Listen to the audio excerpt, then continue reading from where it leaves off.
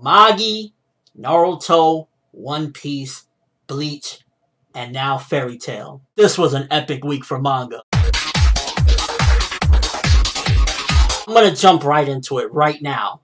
This chapter, on its own merits for what it is, it's a great chapter. However, next week definitely plays a key factor in any of the merits that the stuff that happened in this chapter will carry any weight over. Because with that explosion at the end of the chapter, which it was epic, everything went very well. Like, Hiro Mashima is weaving everything together very nicely. The story is flowing very well. There's no ass pulls. Well, there's a couple of things here that I'll get to in a second, but let's keep it real. I'm not expecting death. If we get death, I'll be shocked as a living motherfucker. Like, I'll be like, what? But I'm not expecting death.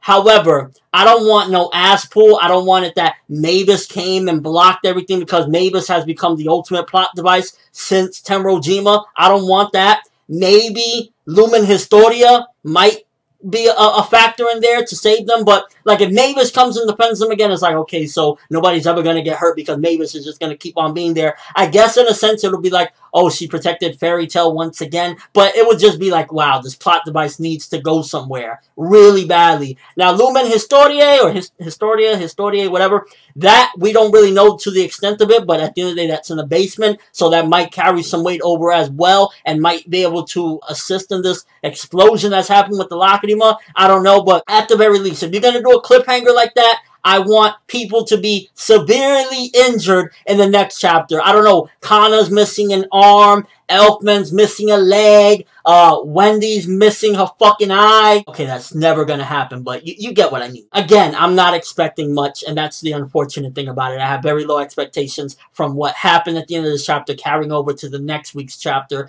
as far as like what the impact of it is. And that's unfortunate, but that's what Fairy Tail has, brought upon us. We know pretty much that 99.9% chance no one's gonna die. If someone does die, I could imagine maybe it'll be Macau. He's the only one that wasn't able to get in the barrier, or whatever barrier that's gonna come about.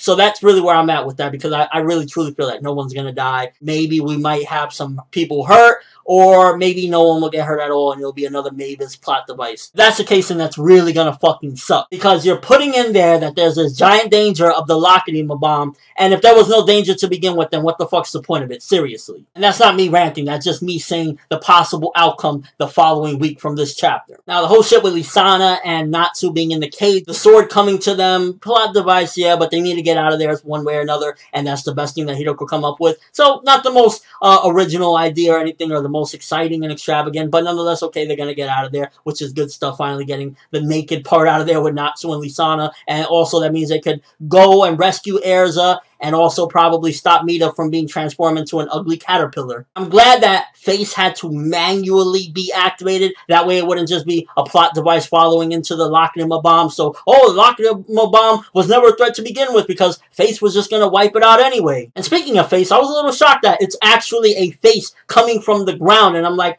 wow, okay, never thought Face would be a face, but fuck it. The revival of Tempesta and Jackal, I thought that was just a trait unique to Tempesta, but I'm starting to think that all demons possibly can be revived, and the only thing is that because we've seen some in the past die and they haven't been revived, so it's making you think, okay, well, they haven't been revived before. I'd imagine they have the ability to do it, but it's Kyoka's assistant that needs to be involved, or somebody with that type of ability to bring them back, because originally I was like, yo, that's Tempesta only, and then I see Jackal's back, and it's like, Jackal's like Datara. He's like a bomb that can keep on going and going and coming back, like Edo Tensei Datara or some shit. But at the end of the day, at least it's the bad guys that are coming back from getting their asses kicked, not Fairy Tail. That sinister bitch Minerva is back wanting revenge, and she's fully crossed over where, like, I felt as though her character was leaning towards possibly going into the good side, because Erza kept on trying and trying and trying, but this is a clear indication where her character has gone, and her character as a whole, the characterization of her at this point has reached the point where, okay, she's completely gone. She's